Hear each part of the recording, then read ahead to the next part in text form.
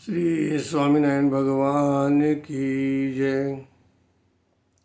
वंदे श्रीपुरुषोत्तमं च परमं धामाक्षरं ज्ञानदं वंदे प्रागजिभक्तमेव मनघं ब्रह्मस्वरूपं मुदा वंदे यज्ञपुरुषदासुचरणं श्रीयोगिराजं तथा वंदे श्रीप्रमुखं महन्तगुणनं मोक्षाय भक्त्या सदा।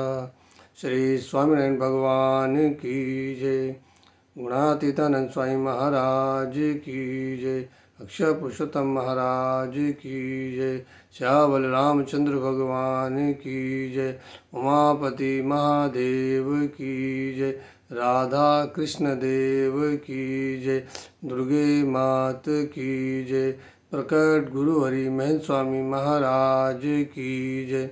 मेरे समस्त बुजुर्गों को मेरा प्रणाम और बच्चों को मेरा आशीर्वाद। इससे पहले के सत्संग में अपलोड सत्संग के माध्यम से हमने भगवान स्वामीनारायण की जो आज्ञाएं अपने परमहंसों को दी थी, उसमें उनको यही कहा था कि जैसी प्रतिकूलताएं हों वहीं पर आप रहना।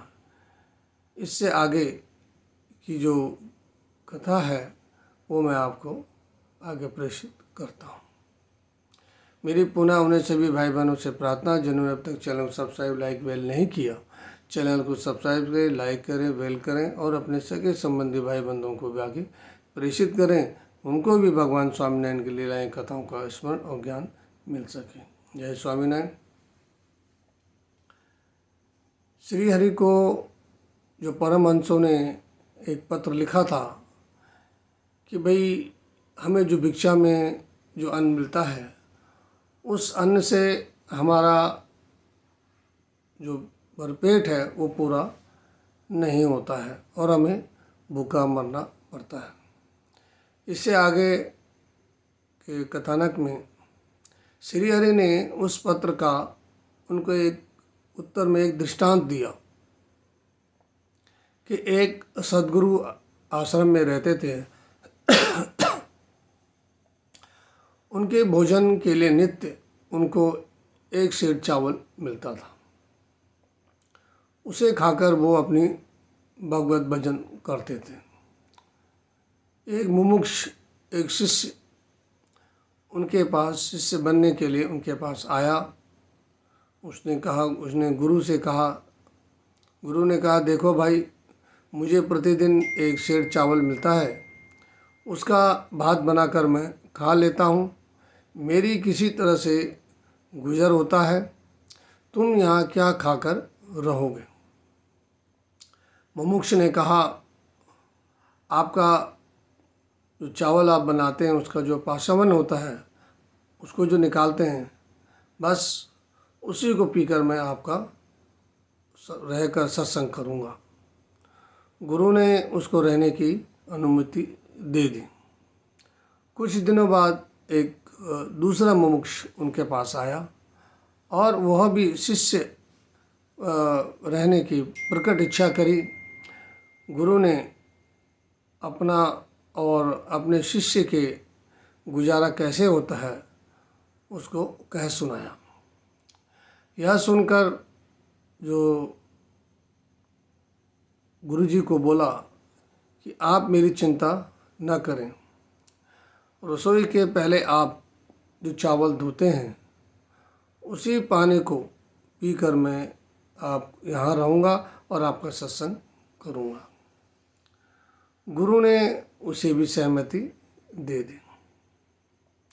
कुछ दिनों बाद तीसरा मुमुक्ष उनके पास आ पहुँचा शिष्य बनने के लिए, और जो उसने प्रकट इच्छा करी कि भाई मैं यहाँ रहूँगा, संत बनूँगा, आपके सत्संग करूँगा, तो गुरु ने अपने और अपने दो जो शिष्यों के बारे में बताया कि भाई जो पहले वाला है वो तो पासावन पीकर गुजर करता है, दूसरा जो चावल जो हम धोते हैं उसका पानी होता है, उसको पीकर वो गुजर बसर करता है। तुम क्या खा पीकर अपना गुजर बसर करोगे। तीसरे शिष्य ने कहा, आप जब भोजन लेंगे उसके पश्चात जब आपकी जो पत्तल है उसको आप धोएंगे, उसके दोमन का जो पानी होगा उसको पीकर मैं अपना गुजर बसर कर लूँगा। तो इस प्रकार उन्होंने उसको भी सहमति दी और वो रहा। इस उदाहरण को बाद जो परमहंस थे, देखा कि ये तीनों शिष्यों की जो इतनी कठोर स्थिति है और वो अपने गुरु के पास रह रहे हैं, उनके दुख के आगे तो आपका दुख कुछ भी नहीं है। कुछ पाने की भावना नहीं होगी तो कष्ट भी नहीं होगा, यानी कि दुख भी नहीं दिखाई देगा और भगवान का भजन कर पाओगे। यानी कि बिना कुछ पाने की लालसा में अगर आप किसी काम को करते हैं तो वह आपको फलदायी होगा, दुखदायी आपको दुख यानी कि आपको प्रतीति भी नहीं होगी। यही चीज़ श्री हरि ने अपने संतों को बात समझाई और यह बात जब उनके समझ में आई तो वो बड़े प्रसन्न हुए। तो उन्होंने कहा कि हम आपका भजन करेंगे और सत्संग करेंगे, हम भूखे मर जाएंगे लेकिन अपनी हार को स्वीकार नहीं करेंगे। दक्षिण भारत का एक मुमुक्ष श्री हरि का शिष्य बना था। उसने अपने वरिष्ठ संतों के पास आज्ञा ली कि लोग नदी के किनारे आकर जो अपनी साग सब्जी धोते हैं और उनमें जो उनके जो पत्ते निकलते हैं, क्या उन पत्तों को हम खा सकते हैं। तो वरिष्ठ संत ने रूपानंद स्वामी ने कहा, हाँ आप अवश्य खा सकते हो। ऐसा ही एक अल्प वयस्क शिष्य युवा संत ने निवेदन किया, क्या हम नदी तालाब की सतह पर तैरती हुई जो काई होती है, क्या हम उसको खा सकते हैं। तो जो वरिष्ठ संत थे उनकी आंखों में आंसू बहने लगे। परमहंसों के हृदय में कितना धैर्य था और कितने आनंद पूर्वक वो हर कष्ट को उठाने के लिए तैयार रहते थे। अपने वृंद में सद्गुरु और श्री हरि के प्रति उनके हृदय में कैसी अविचल श्रद्धा थी कि प्राणों की प्रवाह किए बिना ही उनकी आज्ञा का पालन वो कर रहे थे। एक दिन जब वे तालाब के किनारे बैठे ध्यान कर रहे थे, तब राज्य की जो दिनचर्या करने वाले जो उनके कर्मचारी होते हैं वो घूम रहे थे, उनको चाकरों को भेजा था। उन्होंने पूछा, भी आप कौन, कहाँ से आए हो और किसके शिष्य हो। तो मुख्य जो परमहंस थे संतों का उन्होंने परिचय दिया और नियम के विषय में भी उनको अवगत कराया, बताया। तो राजा ने आश्चर्य से मुग्ध होकर उन संतों की सहायता के लिए कुछ सोचना आरंभ किया। राजा का हृदय द्रवित हो गया था। उन्होंने संतों को कहा कि आप सब मेरे महल में आएं तो हम भिक्षा को आपके लिए प्राप्त करेंगे।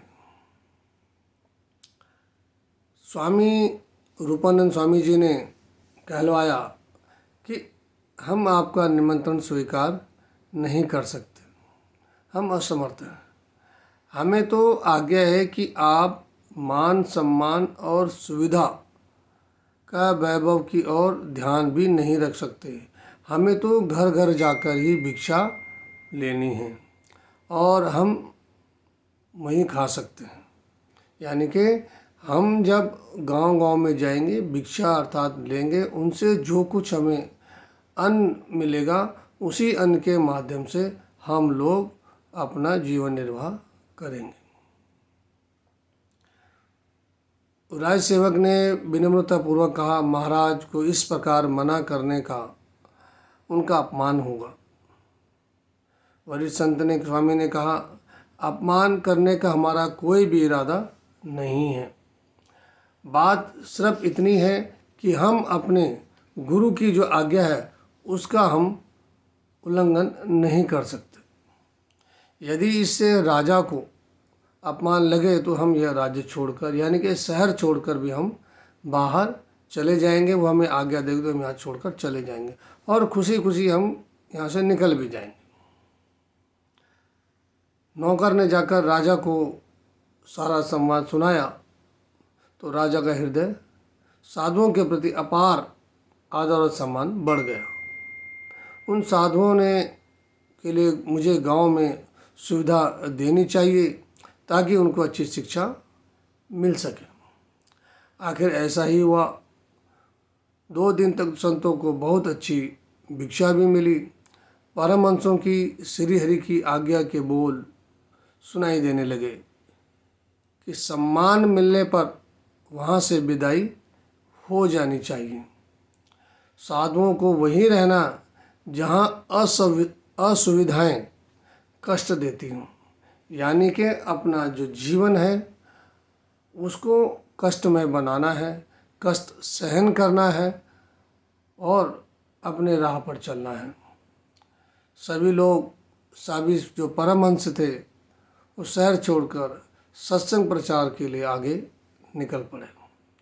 तो भगवान स्वामीनारायण के जो परमहंस हैं वो भगवान स्वामीनारायण की दी हुई आज्ञा के अनुसार ही अपना जीवन यापन करते थे और कठोर से कठोर परिश्रम यातनाएं सहकर भगवान का नित्य भजन और गुणगान करते थे। तो हमें भी अपने जीवन में भगवान के द्वारा शास्त्रों के द्वारा बताए गए रास्तों पर चलकर अपने जीवन को चलाना चाहिए, उज्जवल बनाना चाहिए। यही मेरी आप सबसे प्रार्थना है कि हमें अपने शास्त्र को पढ़कर अपना जीवन को उज्जवल बनाएं।